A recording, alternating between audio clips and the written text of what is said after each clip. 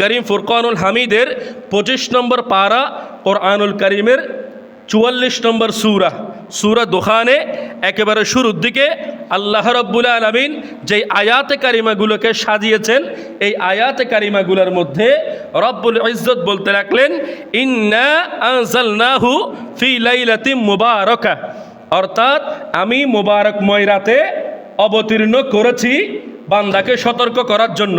কি অবতীর্ণ করেছি? আল্লাহর কোরআন। বড় করে বলেন না সুবহানাল্লাহ। তো এই আয়াতের তাফসীর করতে গিয়ে জমহুর উলামায়ে কেরাম এবং অনেকেই বলেছেন এটা শুধু লাইলাতুল কদর নয়, লাইলাতুল বরাত। সুবহানাল্লাহ, একটু বড় করে বলেন না সুবহানাল্লাহ।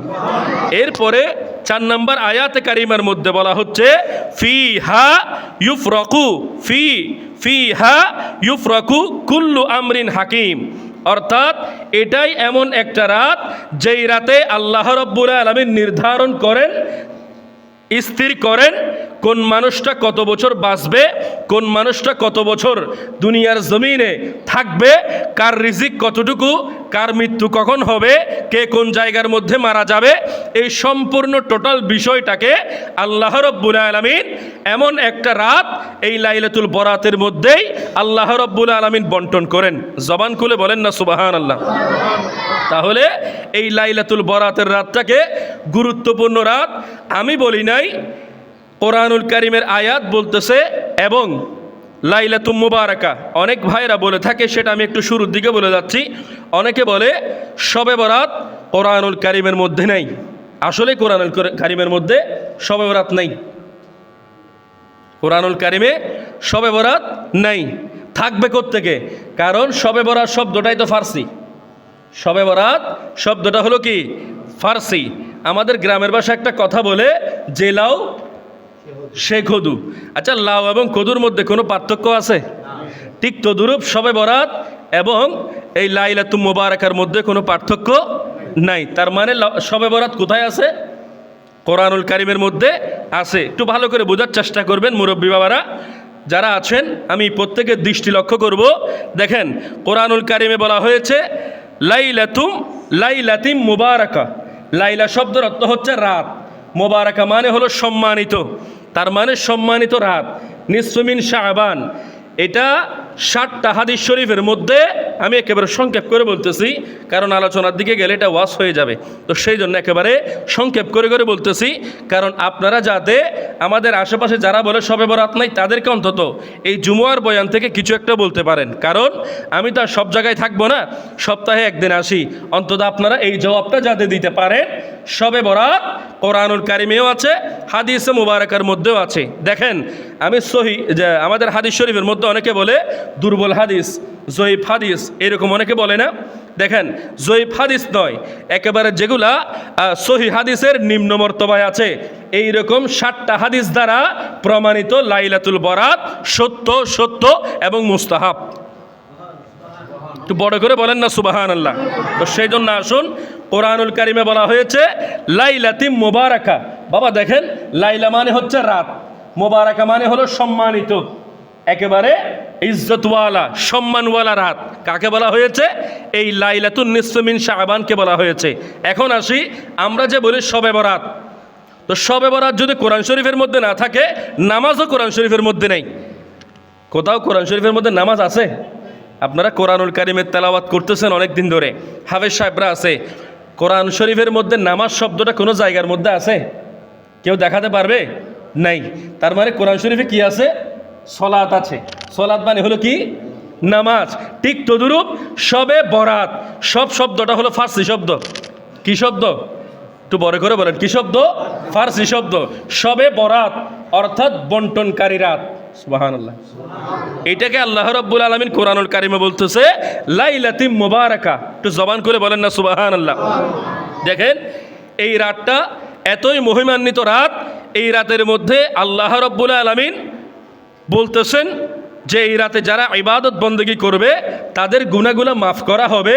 শুধু তাই নয়, হাদিস মুবারাকার মধ্যে আমার আপনার দয়াল নবী রাহমাতুল লিল আলামিন নবী কত সুন্দর করে বলতে লাগলেন।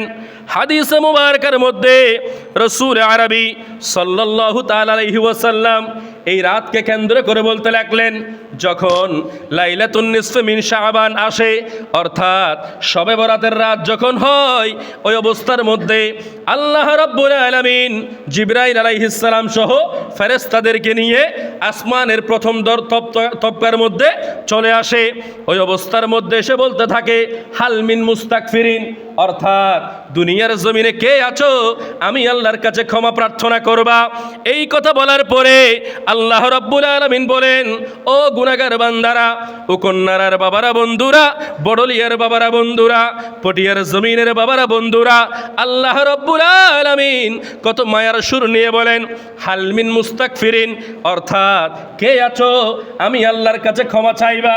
দুনিয়ার জমিনে যত গুনাহগুলা করেছো, জানার গুনাহ করেছো, বেবিচারের গুনাহ করেছো, সমস্ত গুনাহগুলা আজকের এই রাতে আমি আল্লাহর কাছে যদি ক্ষমা চাও, ফাগফির লাহু, আমি আল্লাহ রাব্বুল আলামিন তোমাদের ওই সমস্ত গুনাহগুলা মাফ করে দিব। এরপরে বলা হয় হাল মিন দাইন, এরপরে বলা হচ্ছে হাল মিন সাইল ফাআতিয়াহু, অর্থাৎ কে আছো আমার কাছে চাইবা, আমি আল্লাহ রাব্বুল আলামিন তোমাদেরকে দিব। আমার কাছে তোমরা চাও, আমার কাছে প্রশ্ন করে আমার কাছে তোমরা চাও। যদি আমি আল্লাহর কাছে চাইতে পারো, অবশ্যই আমি আল্লাহ রাব্বুল আলামিন এই বরাতের রাতেই তোমাদেরকে দিব। তো সেই জন্য বলা হয় বান্দার দেওয়া হুয়ার ফানি, আর আল্লাহর দেওয়া অফুরানি সালাতুনিয়া।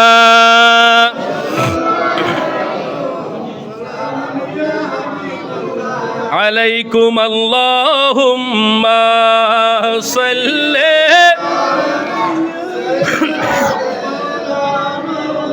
মুহাম্মাদ ওয়া আলা আলি।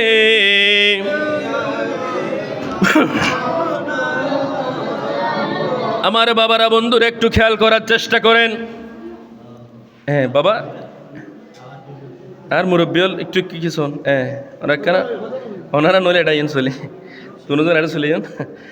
হ্যাঁ দেখেন আপনারা প্রত্যেকে আমার দিকে দেখেন, আমারগুলো একটু শুনেন কষ্ট করে, এরপরে আরগুলো যেগুলো আছে সেগুলো বাইরে শুনিয়েন, কেমন?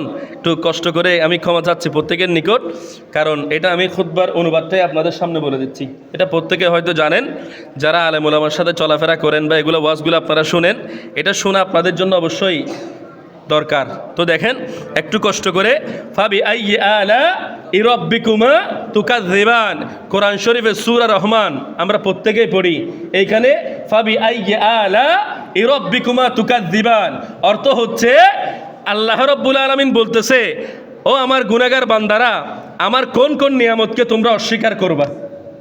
অর্থাৎ দুনিয়ার জমিনে আল্লাহ রাব্বুল আলামিন চারিদিকে আমাকে আপনাকে নিয়ামতের মধ্যে ভরপুর রেখেছেন। সুবহানাল্লাহ পড়েন, সুবহানাল্লাহ, আলহামদুলিল্লাহ মোহাব্বত নিয়ে বলি, আরে সুবহানাল্লাহ লা ইলাহা ইল্লাল্লাহ, জোরে সুবহানাল্লাহ,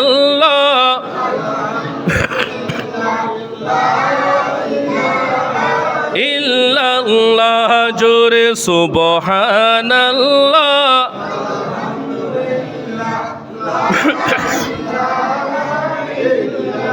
বাবা একটু দেখেন, আপনারা যতগুলো মানুষ আছেন সমস্ত মানুষগুলো যদি আওয়াজ করেন, সবাই একটু সামনে চলে আসি, একটু সামনে। আমার যুবক ভাইরা যারা আছে একটু পরে গিয়ে কথা বলবো, কেমন? মসজিদ এটা তো আসলে রেস্টুরেন্ট না, তো আমরা একটু কষ্ট করে এখানে একটু আমার কথাগুলো শুনেন, কেমন? আমি তো প্রত্যেক দিন আপনাদের সামনে আসি না, জুমার সময় মাত্র আধা ঘন্টা, বেশিক্ষণ নয়। আমার কথাগুলো একটু শুনলে লাভ না ক্ষতি? আমি হয়তো বেদামি হতে পারি, কিন্তু কোরআনের কথাগুলা দামি, হাদিস শরীফের কথাগুলা তো প্রত্যেককে আল্লাহ জবান দিয়েছে না বাবা? কথা বলেন, জবান দিয়েছে না? তো দুইজনে জিকির করবে আর জনে চাই থাকবে, এরকম হবে? যতগুলো এখানে জবান আছে সমস্ত জবানগুলা যদি অন্তত নির্বাচনের আগে আপনাদের জবানগুলো একটু বড় করে করে আওয়াজ করেন, লাভ না ক্ষতি? একটু বড় করে বলেন, লাভ না ক্ষতি? সবাই বলতেছেন, একটু মোহাব্বত নিয়ে সামনে পিছে ডানে বামে, আরে সুবহানাল্লাহ, জোরে লা ইলাহা ইল্লাল্লাহ, জোরে সুবহানাল্লাহ।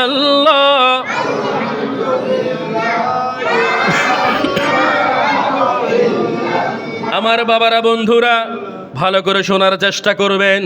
আল্লাহ রাব্বুল আলামিন সূরা রহমানের মধ্যে বলতে লাগলেন, ও আমার বান্দারা, আমার কোন রহমতকে তোমরা অস্বীকার করবা? ফাবি আইয়ি আলা ইরাব্বিকুমা তুকাযযিবান। এটার মানে হলো আল্লাহ রাব্বুল আলামিন দুনিয়ার জমিনে যেই সমস্ত রহমতগুলা দিয়েছেন তার মধ্যে অন্যতম রহমত হচ্ছে আল্লাহ রাব্বুল আলামিন দিনেও রহমত নাজিল করেছেন, রাতেও রহমত নাজিল করেছেন। তার মধ্যে স্পেশাল কিছু দিন আছে, আবার স্পেশাল কিছু রাত আছে। ওই স্পেশাল কিছু রাত হলো আল্লাহ রাব্বুল আলামিন 5টা রাতকে সম্মানিত করেছেন। বাবা, কয়টা রাত? একটু বড় করে বলেন, কয়টা রাত? এই 5টা রাতকে সম্মানিত করেছেন। তার মধ্যে একটা রাত হচ্ছে এই জুমা রাত, আরেকটা দিন হচ্ছে জুমুয়ার দিন, এর মধ্যে আরেকটা রাত হচ্ছে শবে বরাতের রাত। বড় করে বলেন সুবহানাল্লাহ। অর্থাৎ আল্লাহ রাব্বুল আলামিন বিশেষভাবে 5টা রাতকে সম্বোধন করে বলেছেন। তার মধ্যে এই 5টা রাতের মধ্যে অন্যতম একটা রাত বলা হয়েছে এই শবে বরাতের রাতকে। বড় করে বলেন সুবহানাল্লাহ। তাহলে শবে বরাতের রাতকে কি বলা হয়েছে? সম্মানিত বলা হয়েছে। দেখেন, ঈদাইন অর্থাৎ 2 ঈদের রাতগুলাকে আল্লাহ রাব্বুল আলামিন সম্মানিত করেছেন। একটু বড় করে বলেন না সুবহানাল্লাহ। এরপরে 2 ঈদের যেই দিনগুলো আছে ওই দিনগুলোকে আল্লাহ রাব্বুল আলামিন সম্মানিত করেছেন। এরপরে জুমুয়ার দিনকে আল্লাহ রাব্বুল আলামিন সম্মানিত করেছেন। বড় করে বলেন না সুবহানাল্লাহ। সবার একটু মনোযোগটা আমার দিকে কামনা করতেছি। আল্লাহুম্মা সাল্লি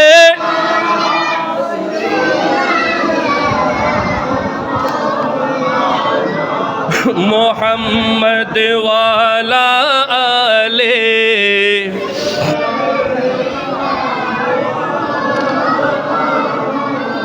দেখেন বাবারা, বন্ধুরা, এই শবে বরাতের রাত কেমন এক শায়ের কত সুন্দর করে করে নাতের ভাষায় বলতে লাগলেন, আরে শবে বরাত লাইলাতুল বরাত, শবে বরাত লাইলাতুল।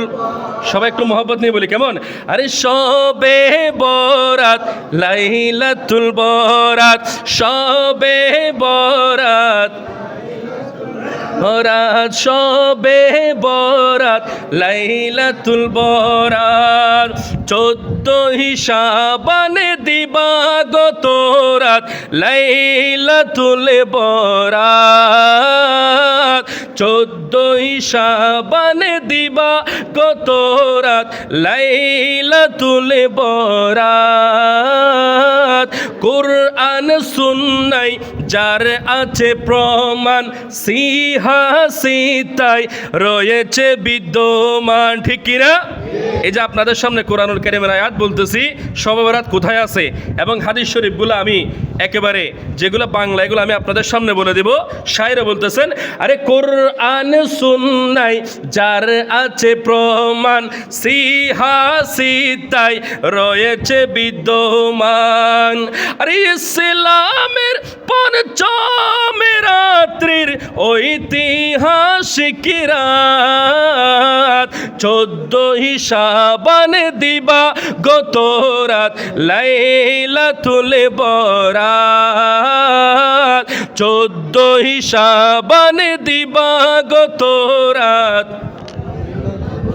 বরাত, 14 শাবান দিবাগত রাত লাইলাতুল বরাত। সৌভাগ্যের রাত, মুক্তি পাওয়ার রাত, ঠিক কিনা? আর হতন দিলে কোন না আসলে দিলে কোন না। দেখেন শায়ের কত সুন্দর করে বলতেছেন, আরে সৌভাগ্যের রাত, মুক্তি পাওয়ার রাত, তওবা করার রাত, ক্ষমা চাওয়ার রাত, ঠিক কিনা? এই রাত এমন এক রাত যেই রাতে আল্লাহ রাব্বুল আলামিন অনেক মানুষকে ক্ষমা করবেন না।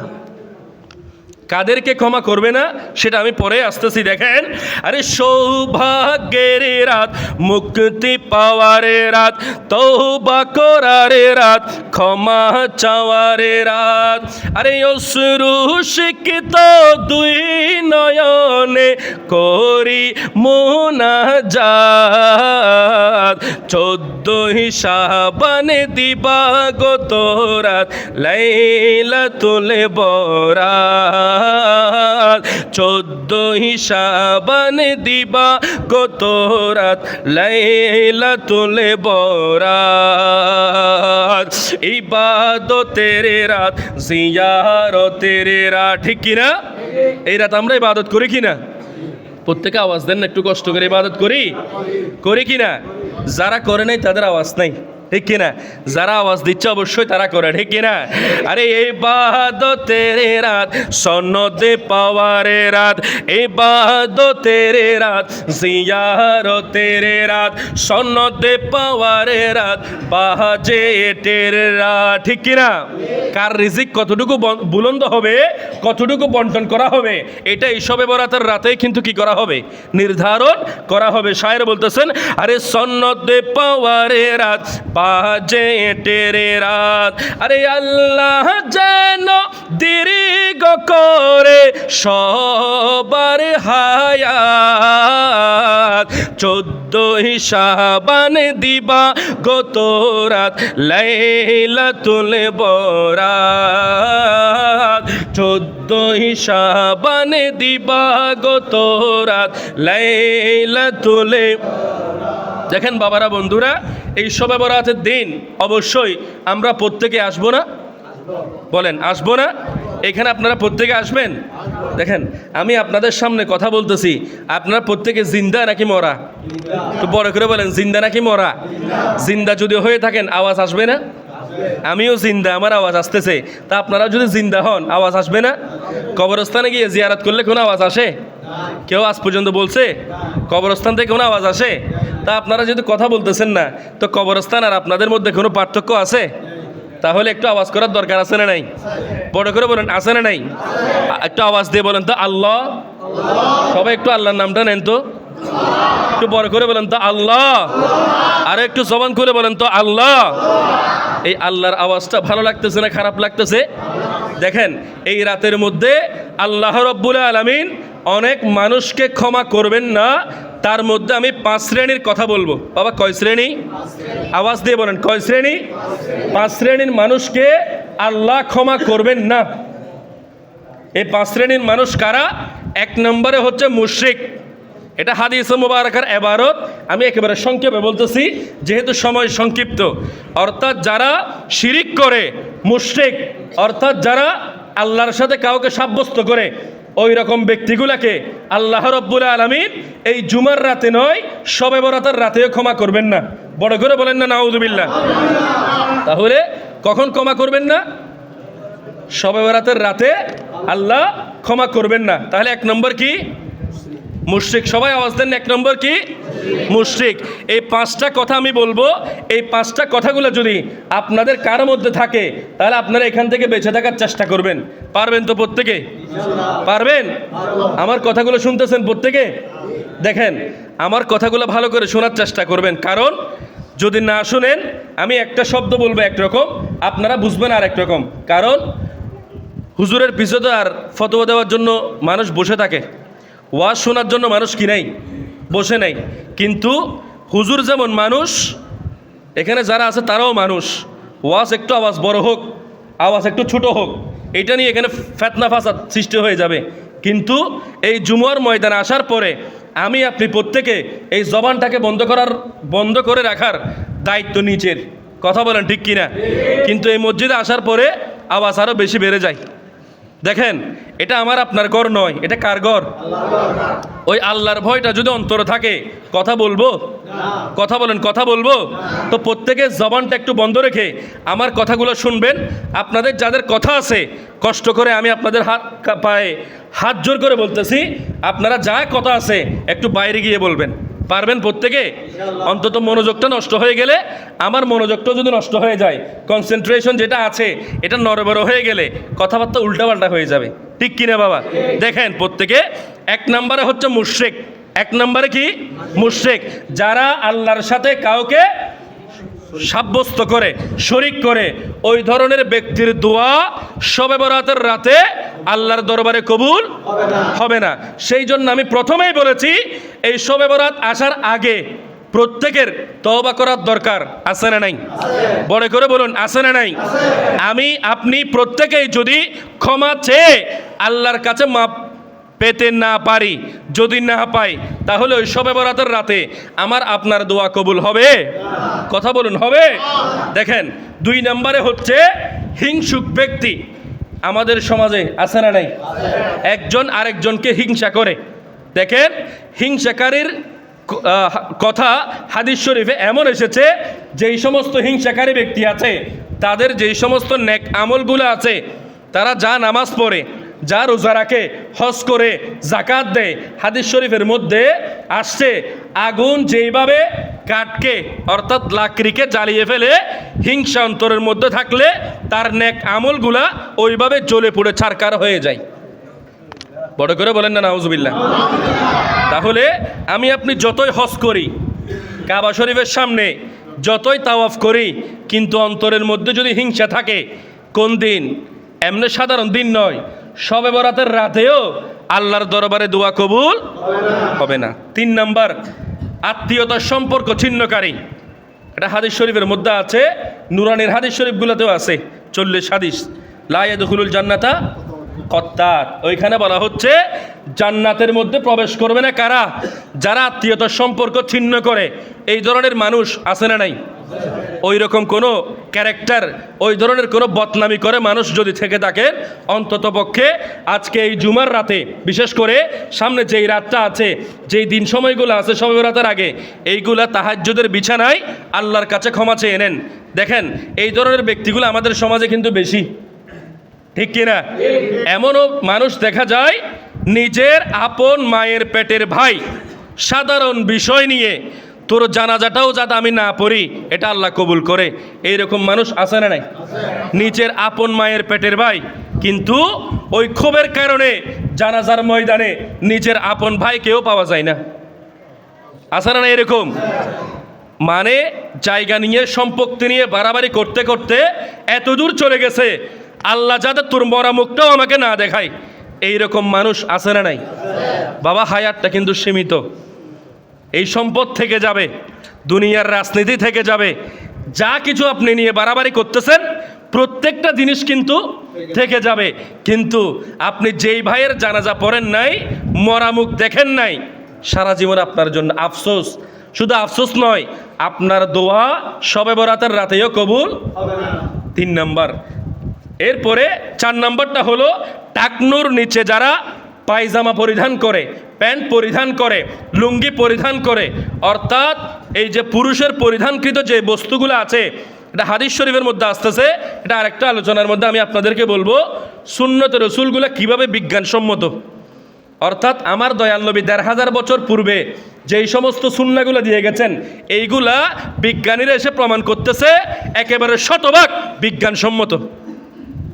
বড় করে বলেন না সুবহানাল্লাহ। আর একটু আওয়াজ দিয়ে বলেন না সুবহানাল্লাহ। তাহলে মা আসফালা মিনাল ইজারি মিনাল কাবাইনি ফাফিয়ান নার, যারা এই টাকনুর নিচে কাপড় পরবে, ওই কাপড়গুলো জাহান্নামের মধ্যে যাবে। নাউজুবিল্লাহ পড়েন। এমনকি বিজ্ঞান এসে তথ্য দিচ্ছে, এটা কোনো কোরআন শরীফের নয়, হাদিস শরীফের নয়, সায়েন্টিফিক প্রমাণিত। পুরুষের যেই সমস্ত, বেয়াদবি নেবেন না, পুরুষদের যেই সমস্ত হরমোন শক্তিগুলো আছে, ওইগুলার অন্যতম সোর্স পয়েন্ট অথবা উৎস এই পুরুষের যেটা টাকনু আছে, ওইখানে আলো বাতাস না লাগলে মানুষের হরমোন কমে যায়, যেই কারণে মানুষ 40 বছরের আগে যৌবন হারায়। তো সেই জন্য দরকারটা কি, আমাদের কাপড়ের যে অংশটা আছে চুলগিরার উপরে পড়া, আমরা প্রত্যেকে পারবো তো? এটা কি শুধু হুজুররা পড়বে নাকি সাধারণ মানুষরা পড়বে? এই হাদিসটা কার জন্য? প্রত্যেকের জন্য না? আমরা প্রত্যেকে যদি আমল করি, এটা শুধু হাদিস শরীফের উপর আমল নয়, এটা একেবারে বিজ্ঞানসম্মত একটা আমল। বড় করে বলেন না সুবহানাল্লাহ। কোরআন শরীফ না মানলে, হাদিস শরীফ না মানলে ডাক্তারের প্রেসক্রিপশন মানতেছে এইরকম রোগী আছে না নাই? আপনি ডাক্তারের প্রেসক্রিপশন যদি মানেন তাহলে কোরআন শরীফ মানা হয়ে যাচ্ছে। সুবহানাল্লাহ। তাহলে দেখেন বাবা, এই অংশগুলো জাহান্নামের মধ্যে যাবে এবং এটার অনেক বিস্তারিত আলোচনা আছে, সময় সংক্ষিপ্ততার কারণে বলতেছি না। এরপরে 5 নম্বরে হচ্ছে মাতা পিতার অবাধ্য সন্তান। অনেক সন্তান আছে তার বউয়ের কথা ধরে মায়ের কাছে বছরের পর বছর যাচ্ছে না, এমন আছে না নাই? আবার অনেক বাবা মা এমনও দেখা যায় ছেলের বিরুদ্ধে থানায় গিয়ে মামলা দেয়, আছে না না এরকম? তাহলে দোনো দিক থেকে কিন্তু সহনশীল হতে হবে। শুধু সন্তান সহনশীল হবে তাই নয়, ওয়াজ শুধু বাবা মার জন্য নয়, ওয়াজ সন্তানের জন্য। আবার ওয়াজ সন্তানের জন্য নয়, ইসলাম সন্তানের জন্য নয়, আবার বাবা মায়ের জন্য আছে না নাই? এমন বাবা মা দেখা যায় যারা সন্তানদেরকে পৃথক করে। এই পৃথককারীগুলা আল্লাহর দরবারে কাঠগড়ায় দাঁড়িয়ে যাবে। কারা? যারা এক সন্তানকে পেটের আরেক সন্তানকে পিঠের ভাববে। যেই সন্তান টাকা দিবে ওই সন্তান বাবা মার কাছে অনেক ভালো, আর যেই সন্তান টাকা দিবে না, একটু কষ্টের মধ্যে আছে, ওই সন্তানটাকেও সমান চোখে দেখার দরকার আছে না নাই? এই ইসলামী আইনটা যিনি দিয়েছেন উনি হচ্ছেন আমার আপনার আল্লাহ, যার মাধ্যমে এই দুনিয়ার জমিনে এই ন্যায় ইনসাফ প্রতিষ্ঠা হয়েছে। উনি হচ্ছেন রসুল আরবি মুহাম্মদুর রাসূলুল্লাহ সাল্লাল্লাহু তাআলা আলাইহি ওয়াসাল্লাম। বড় করে বলেন না সুবহানাল্লাহ। এই 5টা গুণ অর্থাৎ এই 5টা দোষ যার মধ্যে আছে, আল্লাহর ওয়াস্তে আমি আমার মুসল্লি বাবাদেরকে একজন ইসলামিক রাহবার হিসেবে প্রত্যেকের পায়ে হাত রেখে বলবো, আল্লাহর ওয়াস্তে আপনারা শবে বরাত আসার আগে আগে আপনারা প্রত্যেকেই আল্লাহর কাছে তওবা করবেন, আল্লাহর কাছে মাফ চাইবেন। আরেকটা হাদিস শরীফের মধ্যে আছে, একজন আরেকজনের সাথে কথা না বলে যদি 3 দিন অতিবাহিত হয়ে যায়, ওই ধরনের ব্যক্তির দোয়া আল্লাহর দরবারে শবে বরাতের রাতে কবুল হবে না। তার মানে আপনার যেই ভাইয়ের সাথে আপনি জায়গা নিয়ে মারামারি, বিড়া নিয়ে মারামারি, পুকুরের সম্পদ নিয়ে মারামারি, আল্লাহর ওয়াস্তে খতিবের ওয়াজের একটা আপনি শিক্ষা সমাজের মধ্যে বাস্তবায়ন করেন, সেটা হলো আজকে জুমার পরেই যত ঝগড়া থাকুক না কেন আপনি তার কাছে গিয়ে মুসাফাহা করবেন, হ্যান্ডশেক করে আপনি বুকের সাথে আপনি জড়িয়ে নেন। পারবেন তো প্রত্যেকে? পারবেন প্রত্যেকে? আপনাদের রাগ বড় নাকি জাহান্নামের আগুন বড়? কথা বলেন। অনেক মানুষ আছে যারা আমাদের চিটাঙ্গা ভাষা বলে কেন্দুরা, অর্থাৎ টেরা বলে আর কি আমরা, যার রক একটা টেরা আছে। বাবা রকেটা টেরা করতে আল্লাহর বেশিক্ষণ লাগবে না। যদি ক্যান্সার দিয়ে দেয়, যদি কোনো একটা মৃত্যু হয়ে যায়, রকেটে টেরা থাকবে না সোজা থাকবে? অবশ্যই সোজা হয়ে যাবে। জায়গা বরাবর পড়লে অবশ্যই সোজা হয়ে যাবে। কিন্তু দেখেন ইসলামটা কিন্তু সহজ, আবার ইসলামটা কঠিন। আমার আপনার হাতের গোড়ায় কিন্তু জান্নাত, হাতের গোড়ায় কিন্তু আবার জাহান্নাম। আল্লাহর ওয়াস্তে যেই সমস্ত বাবা মাকে আপনারা কষ্ট দিয়েছেন তাদের কাছে গিয়ে আজকে এই শবে বরাত যেটা আসতেছে, এটা আসার পূর্বে আপনারা প্রত্যেকে মাপ চেয়ে নেবেন এবং ওই শবে বরাতের রাতে ইনশাআল্লাহ অত্র মসজিদে আমি বিস্তারিত আলোচনা করব এবং কিছু নফল নামাজ আদায় করার চেষ্টা করব। এরপরে ওই দিন এশারের জামাত 8টায় অনুষ্ঠিত হবে। প্রত্যেকে যেখানে থাকেন না কেন, আত্মীয় স্বজন পাড়া প্রতিবেশী যারা আছে বাবা, কষ্ট করে ওই শবে বরাতের রাতে আল্লাহর ওয়াস্তে আপনারা ঠিক সময়ে শবে বরাতের নামাজটা এইখানে পড়ার চেষ্টা করবেন।